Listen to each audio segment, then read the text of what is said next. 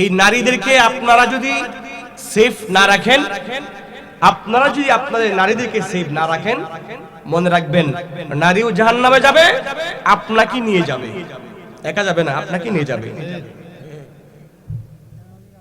আর 14 ফেব্রুয়ারি কথা যে কইছি মনে আছে নি? এই যুবক মনে আছে? বারিশ না কইলাম না, পারিবি? হ্যাঁ। আর এই যে গার্ড যে বাপ যারা আছেন আপনারা ফুলানো একদম ট্যাটু দিন না, 14 ফেব্রুয়ারি থেকে তালাতে রাখবেন। বড় মেয়ে যদি ওই যে আপনি মেয়ে কইব কিন্তু যে বান্ধবীর বাড়ি যাই, মাছ একটা ছুটি পাইছি, একটু বান্ধবীর বাড়ি যাবো, আবার 100 টাকা দেবো, 200 টাকা দেবো, বান্ধবীর বাড়ি যাবো। আমি লিখে দিয়ে গেলাম বান্ধবীর বাড়ি যেত না, বান্ধবীর লইয়া ওই ফুলারে লইয়া ঘুরতে যাবো পার্কে। কথা বুঝছেন? আপনি মেয়েরে কইবেন জি আজকে বাড়িতে থাকো, আজকে বান্ধবীর বাড়ি যাওয়ার দরকার নাই। অন্যদিন শুক্রবারে প্রাইভেটও বন্ধ, কলেজও বন্ধ, স্কুলও বন্ধ, আমি নিজে তোরে বান্ধবীর বাড়ি দিয়ে যাবো।